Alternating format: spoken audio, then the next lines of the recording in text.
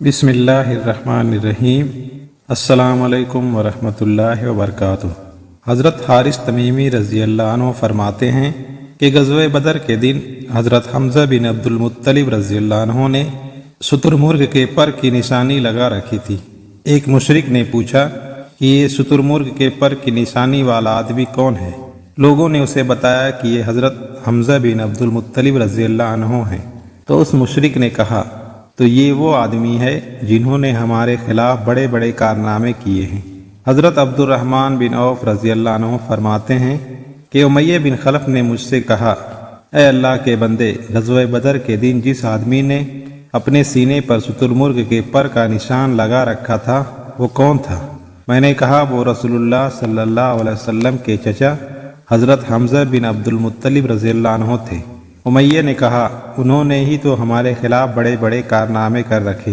حضرت جابر بن عبداللہ رضی اللہ عنہ فرماتے ہیں کہ جب غزوہ احد کے دن لوگ لڑائی سے واپس آ گئے تو حضور صلی اللہ علیہ وسلم نے حضرت حمزہ رضی اللہ عنہ کو ان لوگوں میں نہ پایا۔ تو ایک آدمی نے کہا کہ میں نے ان کو اس درخت کے پاس دیکھا تھا، وہ یوں کہہ رہے تھے کہ میں اللہ کا شیر ہوں اور اس کے رسول کا شیر ہوں۔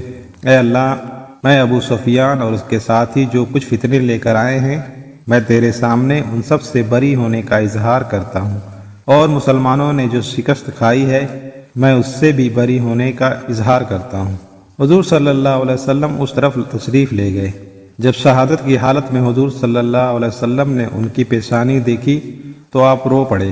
جب آپ نے دیکھا کہ ان کے کان، ناک وغیرہ کاٹ دیے گئے ہیں تو آپ سسکیاں لے کر رونے لگے۔ پھر آپ صلی اللہ علیہ وسلم نے فرمایا، کیا کوئی کفن ہے؟ ایک انصاری نے کھڑے ہو کر ایک کپڑا ان پر ڈال دیا۔ حضرت جابر رضی اللہ عنہ فرماتے ہیں کہ حضور صلی اللہ علیہ وسلم نے ارشاد فرمایا کہ قیامت کے دن اللہ تعالیٰ کے نزدیک تمام شہیدوں کے سردار حضرت حمزہ رضی اللہ تعالیٰ عنہ ہوں گے۔ حضرت جعفر بن عمرو بن امیہ زمری رحمۃ اللہ علیہ فرماتے ہیں کہ میں اور حضرت عبید اللہ بن عدی بن خیار حضرت معاویہ رضی اللہ عنہ کے زمانہ خلافت میں باہر نکلے، پھر آگے باقی حدیث ذکر کی، اور اس میں یہ بھی ہے کہ یہاں تک کہ ہم لوگ حضرت وحشی رضی اللہ عنہ کے پاس جا بیٹھے اور ہم نے ان سے کہا کہ ہم آپ کے پاس اس لیے آئے ہیں تاکہ آپ ہمیں بتائیں کہ آپ نے حضرت حمزہ رضی اللہ تعالیٰ عنہ کو کیسے شہید کیا تھا۔ حضرت وحشی رضی اللہ عنہ نے فرمایا، میں تمہیں یہ قصہ اسی طرح سنا دوں گا جیسا کہ میں نے حضور صلی اللہ علیہ وسلم کے فرمانے پر حضور صلی اللہ علیہ وسلم کو سنایا تھا۔ میں حضرت جبیر بن مطعم کا غلام تھا۔ ان کا چچا تیمہ بن عدی غزوہ بدر میں مارا گیا تھا۔ جب قریش جنگ احد کے لیے چلے تو جبیر نے مجھ سے کہا، اگر تم میرے چچا کے بدلے میں محمد صلی اللہ علیہ وسلم کے چچا حضرت حمزہ رضی اللہ تعالیٰ عنہ کو قتل کر دو گے تو تم آزاد ہو۔ اور میں ایک حبشی آدمی تھا، حبشیوں کی طرح نیزہ پھینکا کرتا تھا اور میرا نشانہ بہت کم خطا جاتا تھا۔ میں بھی کافروں کے ساتھ اس سفر میں گیا۔ جب دونوں لشکروں میں مٹبھیڑ ہوئی تو میں حضرت حمزہ رضی اللہ عنہ کو دیکھنے کے لیے نکلا اور میں بڑے غور سے انہیں دیکھتا رہا، یعنی تلاش کرتا رہا۔ بالآخر میں نے ان کو لشکر کے کنارے پر دیکھ لیا۔ ان کے جسم پر گرد و غبار خوب پڑا ہوا تھا، جس کی وجہ سے وہ خاکستری رنگ کے اونٹ کی طرح نظر آ رہے تھے، اور وہ لوگوں کو اپنی تلوار سے اس زور سے ہلاک کر رہے تھے کہ ان کے سامنے کوئی چیز نہیں ٹھہر سکتی تھی۔ اللہ کی قسم، میں ان کے لیے تیار ہو رہا تھا، یعنی انہیں قتل کرنا چاہتا تھا، اور کسی درخت یا بڑے پتھر کے پیچھے چھپتا پھر رہا تھا تاکہ وہ میرے قریب آ جائے۔ کتنے میں سبا بن عبد العزیٰ مجھ سے آگے ہو کر ان کی طرف بڑھا۔ جب حضرت حمزہ رضی اللہ عنہ نے اس کو دیکھا تو اس سے کہا، لو، عورتوں کا ختنہ کرنے والی عورت کے بیٹے، اور یہ کہہ کر اس پر تلوار کا ایسا وار کیا کہ ایک دم سرتن سے جدا کر دیا۔ ایسے نظر آیا کہ بلا ارادہ ہی سر کاٹ دیا۔ پھر میں نے اپنے نیزے کو ہلایا، اور جب مجھے اطمینان ہو گیا کہ نیزہ نشانے پر جا کر لگے گا تو میں نے ان کی طرف نیزہ پھینکا، جو ان کی ناف کے نیچے جا کر اس زور سے لگا کہ دونوں ٹانگوں کے درمیان میں سے پیچھے نکل آیا۔ وہ میری طرف اٹھنے لگے لیکن ان پر بے ہوشی طاری ہو گئی۔ پھر میں نے ان کو اور نیزے کو اسی حال پر چھوڑ دیا یہاں تک کہ ان کا انتقال ہو گیا۔ پھر میں ان کے قریب گیا اور اپنا نیزہ لے لیا، اور پھر اپنے لشکر میں واپس آ گیا اور جا کر بیٹھ گیا۔ حضرت حمزہ رضی اللہ عنہ کو قتل کرنے کے علاوہ مجھے اور کوئی کام نہیں تھا۔ اور میں نے ان کو اس لیے قتل کیا تھا تاکہ میں آزاد ہو جاؤں۔ چنانچہ جب میں مکہ آیا تو میں آزاد ہو گیا، پھر میں وہیں ٹھہرا رہا، یہاں تک کہ جب حضور صلی اللہ علیہ وسلم نے مکہ کو فتح کر لیا تو میں بھاگ کر طائف چلا گیا اور وہاں جا کر ٹھہر گیا۔ پھر جب طائف کا وفد مسلمان ہونے کے لیے حضور صلی اللہ علیہ وسلم کی خدمت میں گیا تو سارے راستے مجھ پر بند ہو گئے، اور میں نے کہا کہ شام چلا جاؤں یا یمن یا کسی اور جگہ۔ میں ابھی اسی سوچ میں تھا کہ ایک آدمی نے مجھ سے کہا، تیرا بھلا ہو، اللہ کی قسم جو بھی کلمہ شہادت پڑھ کر حضرت محمد صلی اللہ علیہ وسلم کے دین میں داخل ہو جاتا ہے، حضرت محمد صلی اللہ علیہ وسلم اسے قتل نہیں کرتے ہیں۔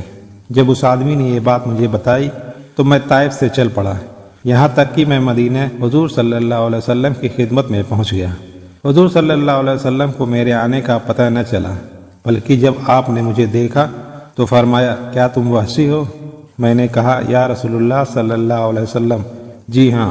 آپ صلی اللہ علیہ وسلم نے فرمایا، بیٹھ جاؤ اور مجھے تفصیل سے بتاؤ کہ تم نے حمزہ رضی اللہ عنہ کو کیسے قتل کیا تھا۔ چنانچہ میں نے سارا واقعہ حضور صلی اللہ علیہ وسلم کو اسی طرح سنایا جس طرح میں نے تم دونوں سے بیان کیا ہے۔ جب میں سارا واقعہ بیان کر چکا تو آپ صلی اللہ علیہ وسلم نے مجھ سے فرمایا، تیرا بھلا ہو، تم اپنا چہرہ مجھ سے چھپا لو، میں تمہیں آئندہ کبھی نہ دیکھوں، یعنی تم سامنے مت آیا کرو، اس سے میرے چچا کے قتل کا غم تازہ ہو جاتا ہے۔ چنانچہ حضور صلی اللہ علیہ وسلم جہاں ہوا کرتے تھے میں وہاں سے ہٹ جایا کرتا تھا تاکہ حضور صلی اللہ علیہ وسلم کی نظر مجھ پر نہ پڑے، اور حضور صلی اللہ علیہ وسلم کی وفات تک میں ایسے ہی کرتا رہا۔ جب مسلمان یمامہ والے مسلمہ کذاب سے مقابلے کے لیے چلے تو میں بھی ان کے ساتھ گیا، اور میں نے اپنے جس نیزے سے حضرت حمزہ رضی اللہ عنہ کو شہید کیا تھا اس نیزے کو بھی ساتھ لے لیا۔ جب دونوں لشکروں میں لڑائی شروع ہوئی تو میں نے دیکھا کہ مسلمہ کھڑا ہوا ہے اور اس کے ہاتھ میں تلوار ہے، اور میں اس کو پہچانتا نہیں تھا۔ میں اسے مارنے کی تیاری کرنے لگا، اور دوسری طرف سے ایک انصاری آدمی بھی اسے مارنے کی تیاری کرنے لگا۔ ہم دونوں اس کو قتل کرنا چاہتے تھے۔ چنانچہ میں نے اپنے نیزے کو حرکت دی، اور جب مجھے پورا اطمینان ہو گیا کہ نیزہ نشانے پر لگے گا تو وہ نیزہ میں نے اس کی طرف پھینکا جو اسے جا کر لگا، اور انصاری نے بھی اس پر حملہ کیا اور اس پر تلوار کا بھرپور وار کیا۔ ہمارا رب ہی زیادہ جانتا ہے کہ ہم دونوں میں سے کس نے اسے قتل کیا ہے۔ اگر میں نے اسے قتل کیا ہے تو پھر میں نے ایک تو وہ آدمی قتل کیا ہے جو حضور صلی اللہ علیہ وسلم کے بعد تمام لوگوں میں سب سے زیادہ بہترین تھا، اور ایک وہ آدمی قتل کیا ہے جو تمام لوگوں میں سب سے زیادہ برا ہے۔ اس جیسی حدیث امام بخاری نے حضرت جعفر بن عمرو رضی اللہ عنہ سے روایت کی ہے، اور اس میں یہ مضمون بھی ہے کہ جب دونوں لشکر جنگ کے لیے صف بنا کر کھڑے ہو گئے تو صبا لشکر سے باہر نکلا اور بلند آواز سے کہا کہ کوئی میرے مقابلے پر آنے کے لیے تیار ہے؟ چنانچہ اس کے مقابلے کے لیے حضرت حمزہ بن عبد المطلب رضی اللہ عنہ مسلمانوں کے لشکر سے باہر نکلے اور اس سے کہا کہ اے صبا، اے عورتوں کا ختنہ کرنے والی عورت ام انمار کے بیٹے، کیا تم اللہ اور اس کے رسول صلی اللہ علیہ وسلم سے جنگ کر رہے ہو؟ پھر حضرت حمزہ رضی اللہ عنہ نے صبا پر ایک زوردار حملہ کر کے اسے ایسے بٹا دیا جیسے گزرا ہوا دن ہوتا ہے۔